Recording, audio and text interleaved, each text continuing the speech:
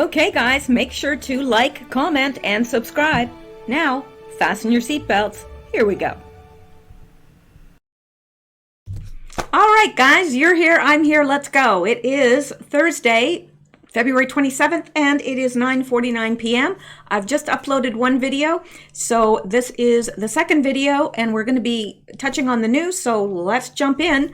Now, I thanked people that I needed to thank in the last video, so we can go right into it, and that's what I intend to do. So, there are some of these items, too, that are a couple days old, just because I haven't had a chance to bring them to you, but most of this is fairly new, either yesterday or today. All right, let's get started. Hope everyone's doing well. Okay, fact check. Joe Biden says 150 million Americans died from gun violence since 2007. Like, that's half the population of the United States. And so half of the people of the United States have been killed by guns since 2007. Wow. Imagine them keeping that quiet. I'm telling you, Joe Biden, not sure what's up with that guy. Claim during the South Carolina Democrat debate, former Vice President Joe Biden claimed 150 million Americans have died since 2007 because gun makers cannot be sued. Verdict, false. Yes, I think we probably all figured that out. Joe Biden alluded to the Protection of Lawful Commerce in Arms Act, the passage of which protected gun manufacturers from lawsuits in scenarios where the gun in question was legally made and legally sold. He equated this protection with absolute immunity, saying it has caused carnage on our streets. 150 million people have been killed since 2007 when Bernie Sanders voted to exempt the gun manufacturers from liability. The Center for Disease Control and Prevention lists the number of American deaths for the year 2008 as 2 million. The number of, the entire deaths for everything for 2008 was 2,471,984. For 2009, these are all the deaths, 2,437, 163, and for 2010 as 2 million, I'm sorry, that should have been 2,437,163, and for 2010, 2,465,435. The leading causes were heart disease, cancer, respiratory problems, and accidents. In 2017, the numbers were very similar, with death totals just over 2,800,000. 150 Americans did not die due from gun violence between 2007 and 2020. So there you go, folks. Yeah. Actually, even without somebody proving it to me, logic says it's not true. Anyway, let's go back now. Oh, here we are.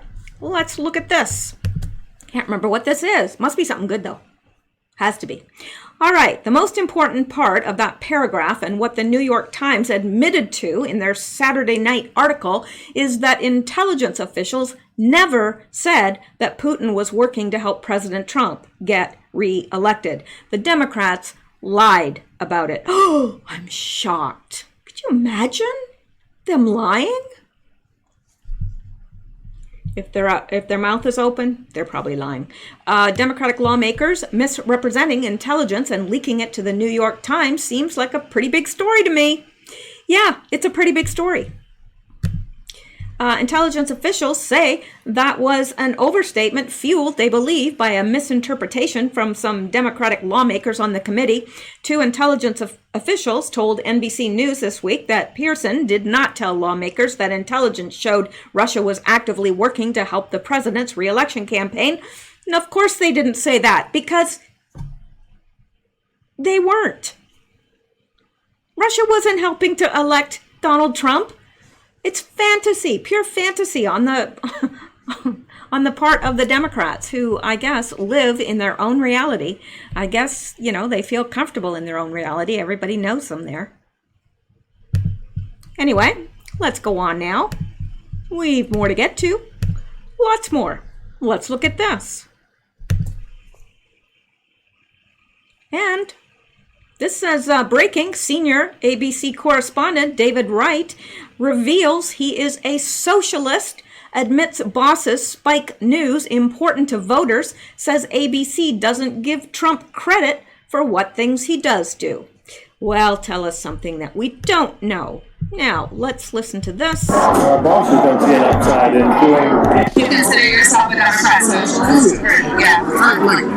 More than that, I consider myself a socialist. I feel terrible. I feel like it's like the truth suffers. The voters are poorly informed. Bosses don't see an upside in doing the job that we're supposed to do, which is to speak truth to power and hope you do it right. People in New York are constantly, I think, fascinated about how can people like Donald Trump, how can people understand, cross the Hudson now and then and come out and spend some time and you'll hear why.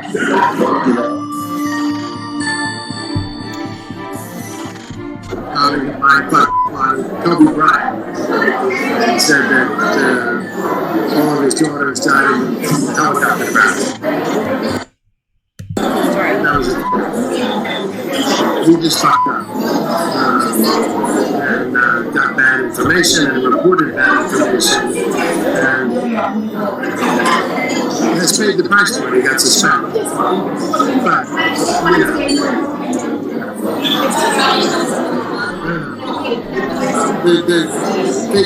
Now, I'm going to leave that there because the sound's a little bit wonky on that, and it's probably annoying to listen to because it's annoying for me to listen to. But this story is all over everywhere. Well, alternative news sources, not mainstream. But yeah, this is a big story, and if you go to exposeabc.com, you will get breaking updates. Exposeabc.com. All right, let's move along because we've got a long way to go here. Okay, now here's another Joe Biden gaffe, I guess. Not a joke. Joe Biden claims he was raised in the black church. Okay. Was that the color of the outside of the church? Was it a black church because that's the color of the outside? Because I can't quite believe that he went to a church that had black parishioners. I just can't. Not a totally black church. I don't believe it. Former Vice President Joe Biden claimed on Sunday that his strong support from minority voters stemmed in part from having been politically raised in the black church. Politically raised in the black church? Politically raised in the black church. That doesn't even make sense. Biden, who recently suggested he turned out as many black voters in 2008 as did Barack Obama, addressed an NAACP forum in Des Moines, Iowa on Sunday. At the event, the former vice president spoke of his connection to black voters, asserting his political identity was forged through a decades-long relationship with Delaware's large minority community. Sure it was. I have a lot of black support because that's where I come from. I was raised in the black church, politically, not a joke, Biden told the event's audience, which was mostly white, according to the Washington Examiner. When I got into politics, I was the only white guy working on the East Side in the projects because these were the guys I grew up with, the former vice president added. These were the guys I worked with. Okay. The claim is similar to those the vice president has made throughout the entire span of his political career. While first running for president in 1988, Biden was forced to drop out of the race after a number of the assertions he made about his background were proven false. Most notably, as Breitbart News has reported, Biden claimed during that campaign that he marched in the civil rights movement. Okay, Joe. Again, there's somebody else living totally in his own reality.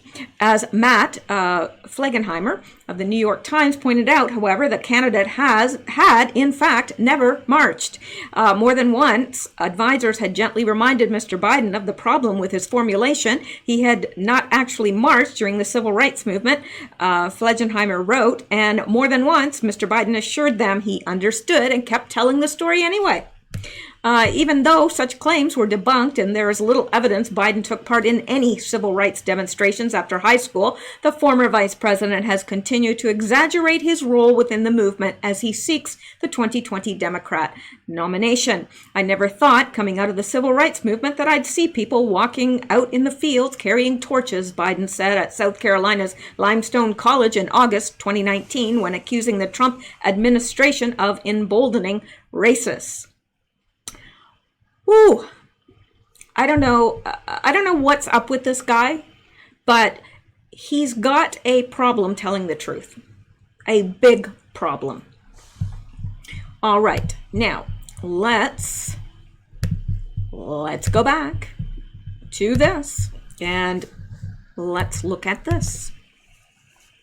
From Fox News, dangerous criminals from El Salvador, Guatemala, and Honduras are hiding in migrant caravans, official says. Well, I have no doubt about that because that has been the case all along. Mexico blocks thousands of migrants from crossing at Guatemala entry point. Migrants are still determined to make it to the United States, with the latest migrant caravan clashing with Mexican troops after crossing the Guatemala border. U.S. Customs and Border Protection Acting Commissioner Mark Morgan weighs in. Gang members from El Salvador, Guatemala, and Honduras have been hiding among the migrant caravans headed to the United States, and have been committing crimes in Mexico along the way, intelligence officials are warning.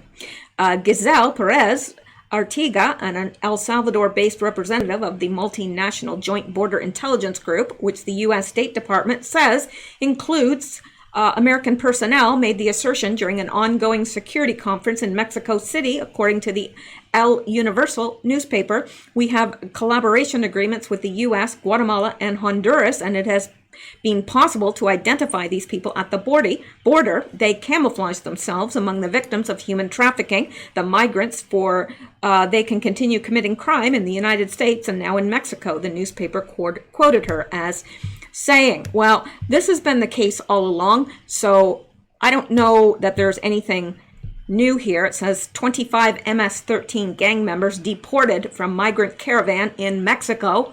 Good. Perez Artiga added that MS-13 and 18th Street gang members have been identified as being amongst some of two dozen migrant caravans that have left Central America since 2018. She reportedly said the intelligence group is now working with countries to detain and deport the criminals so they can face the Salvadorian, Guatemalan, and Honduran justice systems.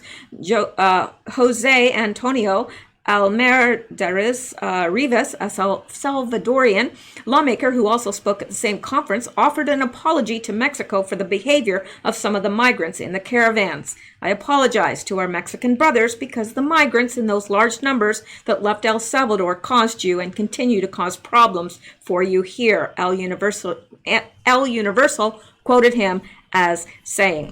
So anyway, we know that this has been happening. We know that it's continuing to happen. That's why we need to finish the wall. Finish it. Because the wall works. Okay, let's go on now. Let's look at this, which I think you'll find interesting. Exclusive, DOJ blocks FBI investigation of Clinton's swindle of Bill Gates' charity cash, fuming Microsoft mogul duped out of untold millions by Clinton Foundation schemes. Well, I don't think the Clintons are particularly picky who they dupe out of money. I don't think they're picky about that at all. I think if you leave yourself open, they'll dupe you. And they'll kill you if you want to testify about it. So when FBI agents working with the Clinton Foundation investigation developed intelligence that tech pioneer and philanthropist Bill Gates was beyond angry at Bill and Hillary Clinton for duping his charitable foundation out of as much as $200 million, FBI brass wanted to arrange a sit-down with the Microsoft mogul. Gates, after all, is the second wealthiest man in the United States, running a close second behind Amazon king Jeff Bezos. That is the kind of fact witness FBI agents dream about. Would Gates flip on the Clintons and spill the beans on the millions he forked over to their sham foundation? Bad blood between Gates and the Clintons would certainly help fortify a criminal case against the Clinton Foundation. But as Thomas Paine revealed on his More Paine show on Patreon Tuesday night, as well as the Thomas Paine podcast on Wednesday, FBI agents never got the chance to pick Bill Gates' brain. The Justice Department blocked access to Mr. Gates.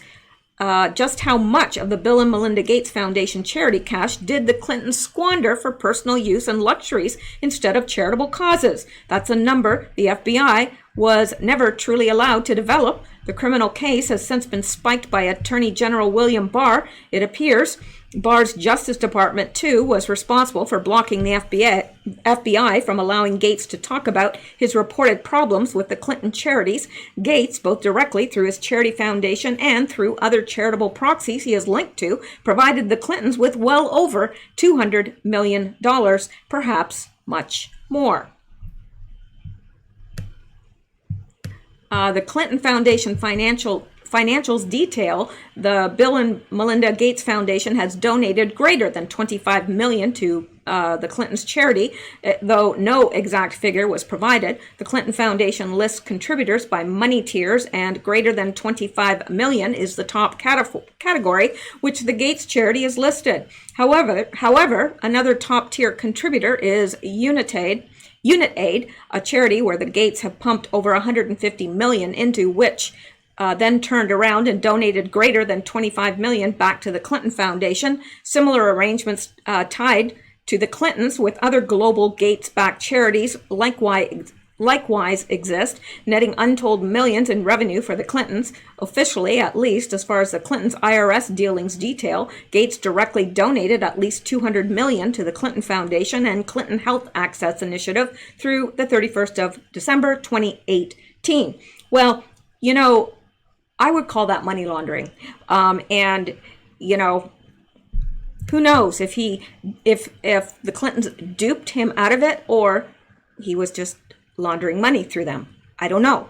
Were the Gates duped by the Clintons, or does this story go deeper and perhaps the Justice Department doesn't want folks to know the sordid underbelly of the Gates and Clinton foundations and details of illicit financial practices? But if Bill and Melinda Gates were willing to share their frustration and financials with FBI agents about their source patronage and experience with the crooked Clinton Foundation, why were they not allowed to speak to the feds? Well, I guess obviously if they were willing to speak about this, it probably did not involve money laundering on Bill and Melinda Gates' part anyway. Not that I trust them by any stretch, but with $200 million plus on the table, interviewing benefactors would seem rather elementary. If the second wealthiest man in the United States can't get help from the FBI against the Clinton cartel, then who can? I don't know. Is there ever going to be justice served there? I sure hope so. More details in the below podcast. Warning, the podcast uses some explicit language, and that's by Thomas Paine. So I'm not sure where you can get this podcast, but this is, let me see now, this is True Pundit, so you can probably find the article there and link to the podcast if you wish to.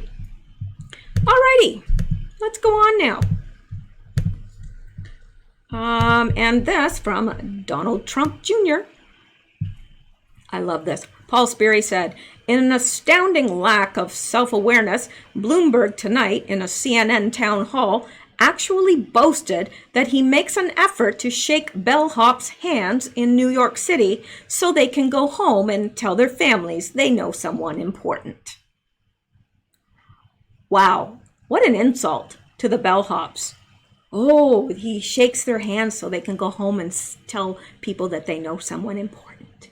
So what he's actually saying is that these bellhops aren't important. They're the little people he steps on. And Donald Trump Jr. says, imagine being this much of an asshole. Pardon my French.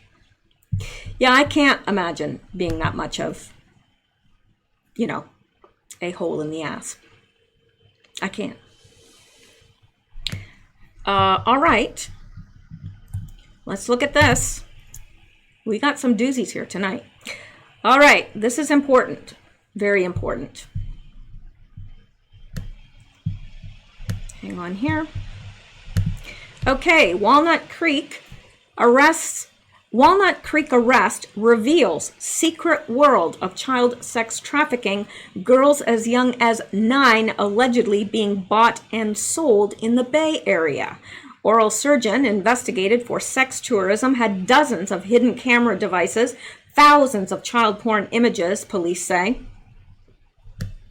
Just never seems to get any better, does it? Sad. But I'm glad they're caught. Walnut Creek, it started with a bizarre nighttime incident in a dimly lit area by an office building dumpsters where a man allegedly drove up, attempted to pull a custodian into the car, and offered $30,000 to buy her 2 prepubescent daughters there by her side. What began as an attempted kidnapping case has mushroomed into something that horrified even seasoned sex crime investigators. According to court records, police have uncovered evidence that girls as young as 9 are being bought for sexual servitude in the Bay Area and linked a suspect to a cache of child pornography evidence of overseas sex tourism and a stash of hidden video cameras disguised as everyday household items. Can you imagine somebody pulling up to you and you've got 2 prepubescent girls with you and offering you $30,000 for them? First of all, that's like $15,000 per child. Well, you can't put a price on a child's life, and to a mother, that is a massive insult. If someone offered me, I mean, I'm not a mother, I've never been a mother, but if I had been and somebody offered me even, you know, I'll give you $500,000 for your child, there's no amount of money in the world that would, you know, make that okay. It isn't okay, but there's no amount of money that would cause a true mother who loves their child to say, oh yeah, I'll take the money, you take the child. Anyway, that suspect is an Oakland man named Cassidy Lavarini Doyle, 36, an oral surgeon who currently sits in a Contra Costa County Jail, awaiting trial on charges of human trafficking, child porn possession, and attempted kidnapping. After his arrest, the state attorney general's office moved to revoke Lavarini Doyle's dental license, saying the allegations gave state prosecutors grave concerns about him interacting with children. And I wouldn't take my child there.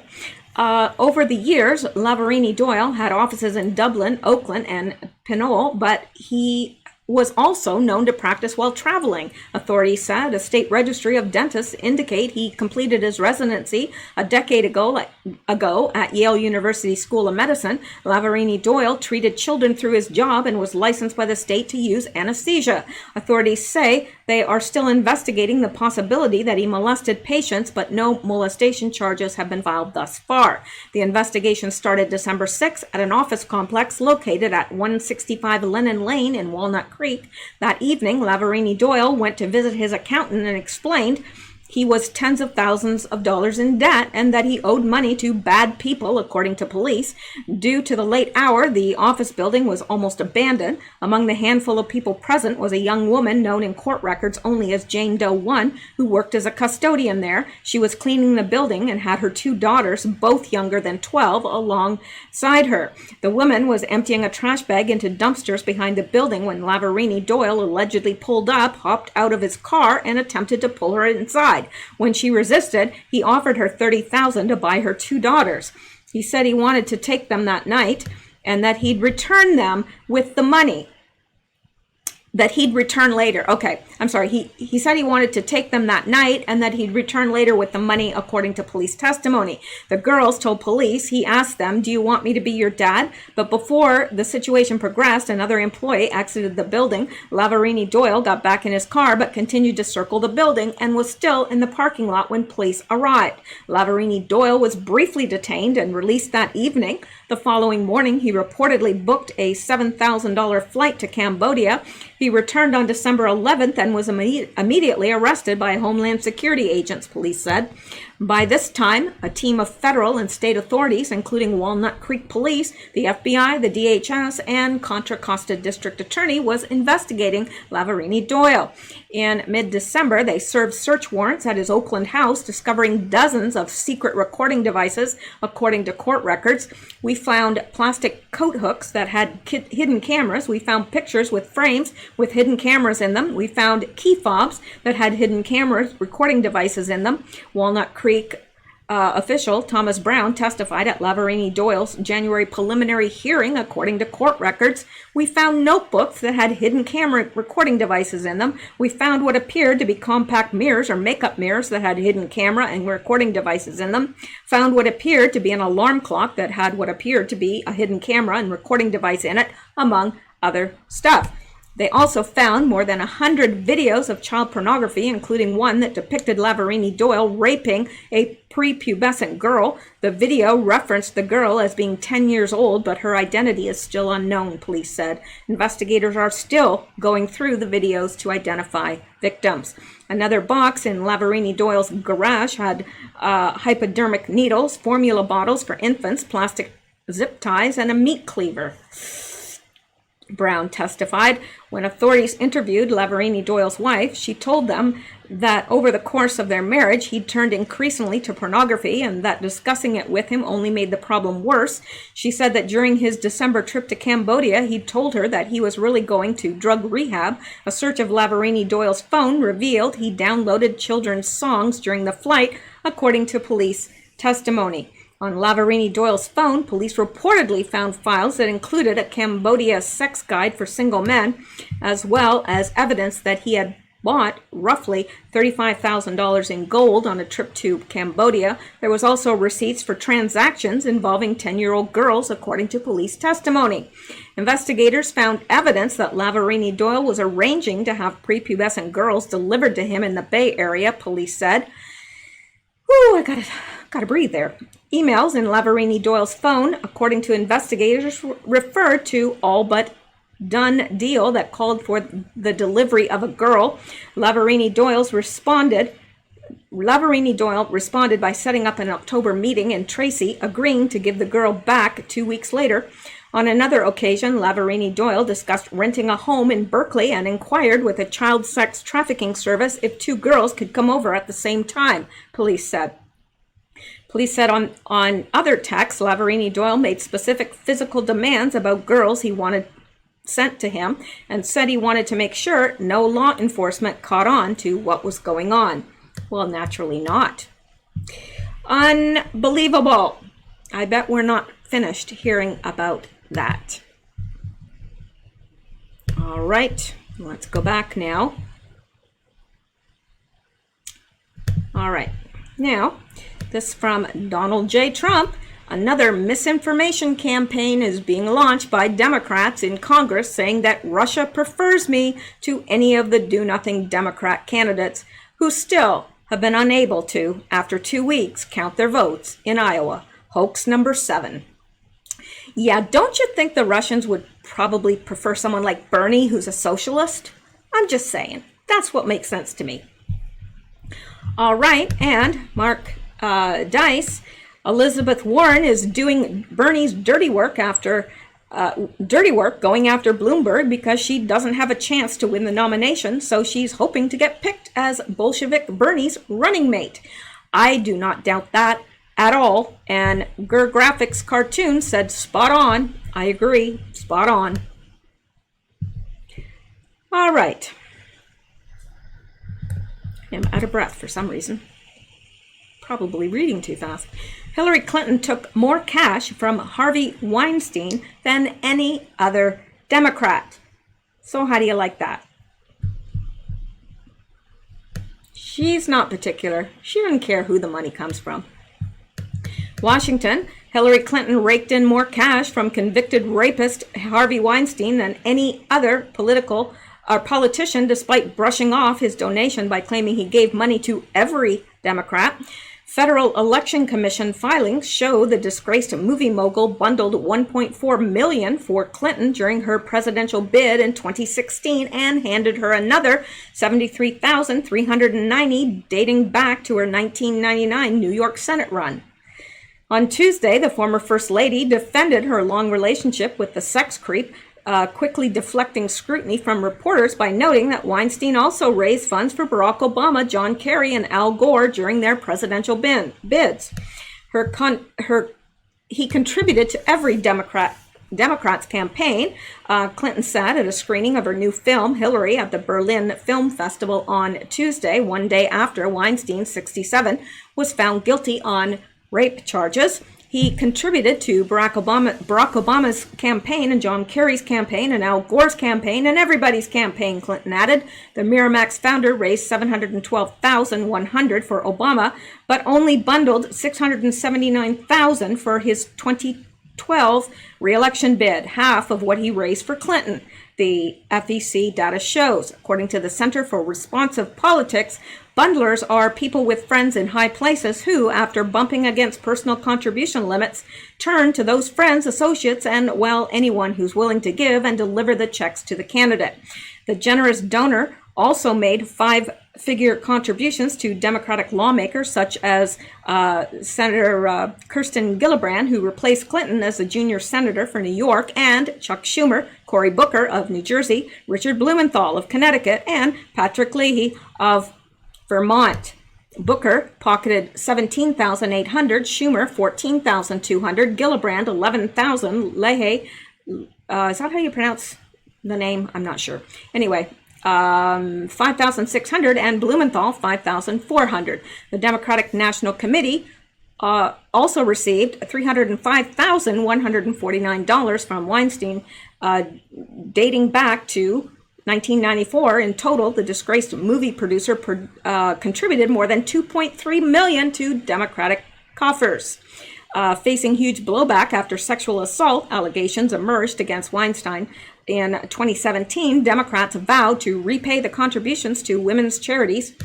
Spokespersons for Schumer and Booker on Wednesday confirmed they had repaid their Weinstein contributions to women's charities. Booker chose to give it to his New Jersey Coalition Against Sexual Violence. 2017, Gillibrand announced she was giving the $11,500 she accepted from Weinstein to RAINN, the nation's largest anti-sexual violence group. Blumenthal and Leahy also repaid the cash to women's charities. Their spokesperson said the DNC committed to donating $30,000 to political action groups, including pro-choice Emily's List. In an interview with CNN in 2017, Clinton said, wasn't possible to give back all of the money Weinstein donated, but instead $13,000 would be contributed to a women's organization. A far cry from, how much did he give her? It's a lot, man.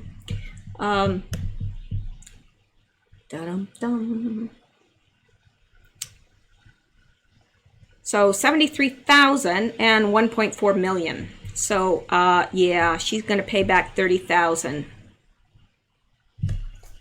Doesn't quite cut it. In recent days, Weinstein's ties to billionaire president wannabe Mike Bloomberg have also been thrust into the spotlight. The convicted rapist recorded a robocall endorsing Bloomberg during his 2005 mayoral bid. A Bloomberg spokesman downplayed the relationship, saying Weinstein was known for raising tens of millions of dollars for 9/11 responders years before the truth about his predatory behavior was known. Yeah. Let's go back. See what else we can get into here. All right, this, Kelly Sadler said the massive size and scope of Bernie's spending and tax proposals would cost $50 trillion to $60 trillion over the next 10 years, roughly doubling the size of the federal government, an unprecedented increase outside of wartime. Yeah, the $60 trillion man, that's Bernie.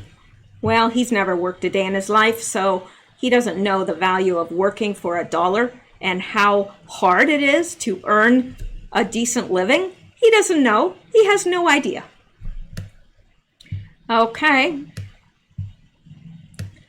All right, I'm going to skip that for now. And this court says Trump can punish New Jersey for sanctuary immigration policies.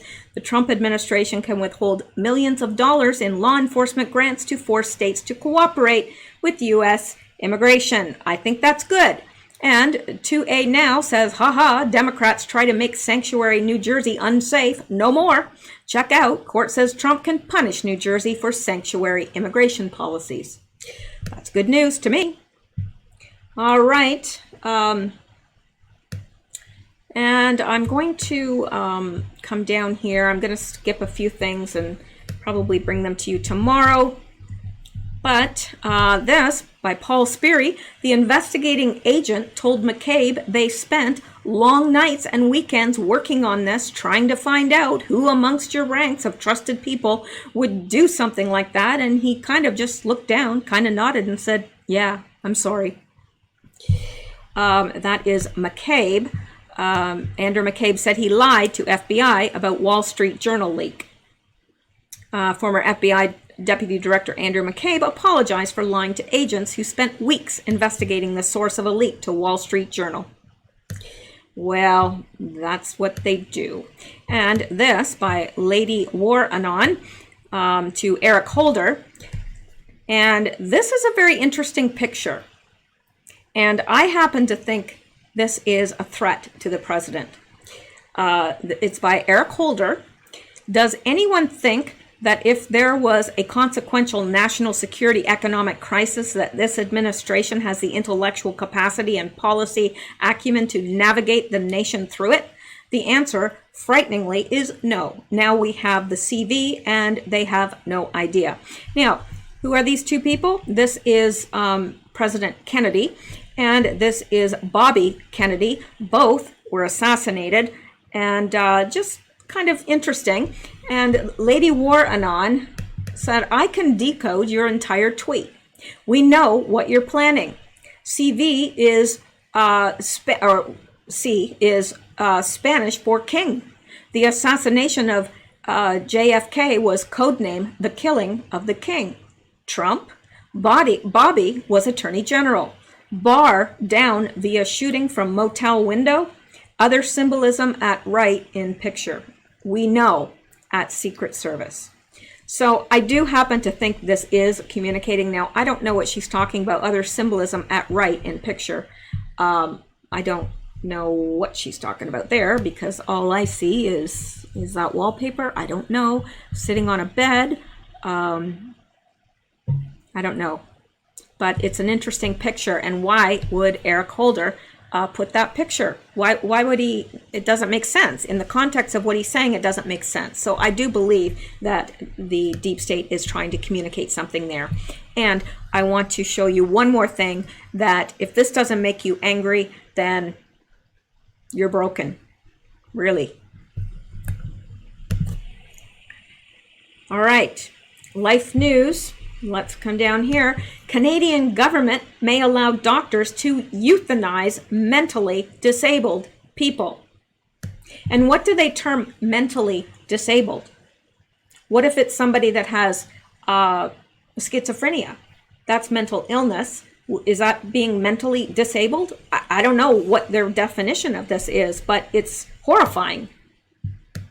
And let me tell you, someday I want to do a story, because I know a lot of people who their loved ones have been euthanized against their will. And it happened to my family, my brother, because he was, they said he was brain dead, and they wanted to euthanize him, basically, and they did. That's what they did. And it didn't matter what we said, because they said they would have permission. If we all said no, I wasn't there. I was on a flight on my way there, and they said that it didn't matter, because they would be able to get permission like that, and it was going to be done, and that was that. And they said that there was no brain activity. But when his best friend walked in the room, he started crying. I would call that brain activity. And when they scrubbed the little electrodes on his head, he scrunched up in pain. I would say that's brain activity. But we didn't have a choice. And I'm sorry, I'm still a little bitter about it, to tell you the truth. And my stepfather, his wife, before he married my mother, because my father had passed away, and his wife passed away from cancer, and they euthanized her. She needed dialysis, and if she didn't have it, they were going to die. And they said, well, you've got cancer, so you're going to die anyway. And they just let her die. So Canada is very, very well known for this. And if the experience hasn't happened to you yet, don't discount it, because it might. Anyway, last week, Canada's federal government asked the Quebec court for a 4-month extension to amend the euthanasia law. On February 24th, Canada's federal government introduced Bill C-7, an act to amend the criminal code, medical assistance in dying. Bill C-7 is the federal government's response to the Quebec court decision that struck down the section of Canada's euthanasia law that required the natural death be reasonably foreseeable before qualifying for death by euthanasia. Lethal injection. That's what they did to my brother, lethal injection. I reported that the Quebec court expanded Canada's euthanasia law by eliminating the requirement that only terminally ill people could be killed by lethal injection. The court decision expanded euthanasia to people with psychological conditions. Psychological conditions. Canada's euthanasia law states that a person qualifies for euthanasia if the illness, disease, or disability, or that state of decline causes them enduring physical or psychological suffering that is intolerable to them and that cannot be relieved under conditions that they consider acceptable. A person didn't qualify for euthanasia based on psychological reasons alone, since the law requires that a person's natural death be reasonably foreseeable. Oh, they don't care about that, really. Yeah, like if their death is not reasonably foreseeable, they'll withhold medical treatment so that it is. Anyway, since the Quebec court struck down this requirement, the law now permits euthanasia for psychological reasons. Bill C-7 pretends to prevent euthanasia for psychological suffering, but Section 2.1 states, for the purpose of paragraph 2A, a mental illness is not considered to be an illness, disease, or disability. This paragraph does not prevent euthanasia for psychological reasons, since the law states that a person must be experiencing physical or psychological suffering. Bill C-7 creates a two-track law where a person who is not terminally ill has a 90-day waiting period, while Bill C-7 waives the 10-day waiting period for people who are terminally ill. Therefore, a person can request and then die by lethal injection on the same day. This is, and no matter what they say about, oh, well, we'll do it in this case, but we won't do it in that case. That's not the case in reality. And I know that for a fact. I could interview right now, literally, probably 6 to 8 people who've had loved ones that were murdered. They were murdered. They were given an overdose or whatever. Some of them were terminally ill, but who's to say that, they could have had a year, 2 years left to live, but who are they to say those 2 years aren't worth anything? Kill them now. We need the beds. Yeah, and you people that are wanting universal health care in the States, that's what's coming to your neck of the woods. Really. Seriously. Okay, well, that is it for tonight. And there are a few other things that I could get to, but I think I'm going to call that a night because it is. And, well, let me see here. Let me see if I've missed anything important. It's all important, but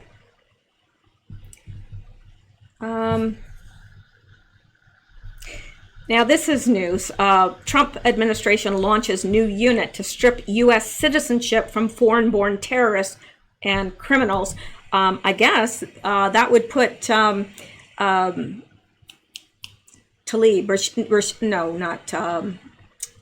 Ilhan Omar.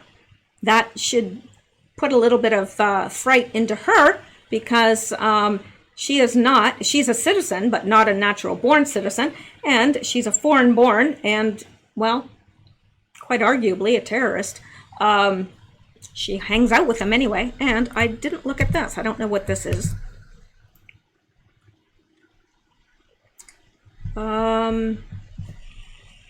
Yeah, that's so true. Donald Trump has been the subject of the greatest scheme to undermine the U.S. Constitution in the history of the U.S. They are hiding, but they know the truth, and so do the patriots. Q Army has known all about you for a long time. Intel community secretly nixed whistleblower demand of firsthand... Oh, what is this? Federal record shows the Intel community secretly revised a whistleblower complaint form to eliminate the requirement of first-hand testimony. Yeah, I think we know that because that's something that Q had got into, oh gosh, a long time ago. So I think we are safe to stop there, and I will be back tomorrow, Lord willing, and the creek don't rise. And I can't foresee the creek rising because it's frozen. So there you go. And even that's not what that saying means. Anyway, I found out that it's referring to the Creek Indians, which I never even knew there were such a thing as Creek Indians, but there are. And that's what that saying is about, not actually a creek rising. So that's it for tonight. And let's go back here and I'll see you next time. I hope you guys are, stay well. I don't know what I'm saying. I'm getting tired, and I don't even know what I'm saying anymore. What was I gonna say? I don't know. Having a brain fade. Oh well. Have a good night. Stay safe. Be well and stay blessed and keep seeking truth. Good night, guys.